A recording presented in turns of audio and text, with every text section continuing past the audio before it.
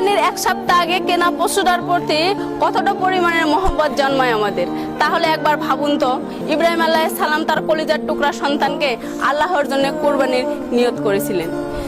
যারা যারা এবার কুরবানি দিচ্ছেন তাদের উদ্দেশ্যে একটাই কথা বলি, কুরবানি দেওয়ার আগে নিজের ভিতরে থাকার অহংকার, দাম্ভিকতা সবকিছু কুরবানি দিবেন, তারপরে আল্লাহর জন্য কুরবানির নিয়তে কুরবানি দিবেন। ভাই বড় ধন রক্তের বাঁধন, ভাইয়ে ভাইয়ে ব্রতক হয় নারীর কারণ। এক ভাই যদি কুরবানি দেয় তাহলে তার বউ খালি ফ্রিজ ভরাতেই ব্যস্ত থাকে, অন্য ভাইয়ের খবর ভাইও নেয় না এবং ভাইয়ের বউ নেয় না।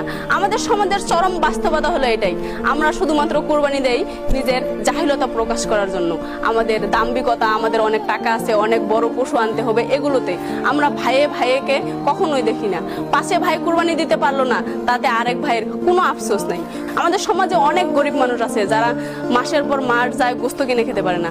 আপনি ফ্রিজ ভরানোর আগে একটাবার চিন্তা করবেন যে সেই মানুষগুলোকে যদি আপনার কুরবানির গোস্ত দেওয়া যায়, সেই মানুষগুলো কতটা খুশি হবে। আপনার কুরবানি দেওয়ার নিয়ত কি? আপনি তো প্রতি মাস প্রতিদিন গরু গোস্ত কিনে খেতে পারেন, তবে সেই মানুষগুলো মাসের পর মাসও গোস্ত কিনে খেতে পারে না। তাই আপনার দরজায় যদি কেউ আসে অসহায় মানুষ, আপনি তাকে খালি হাতে ফিরাবেন না।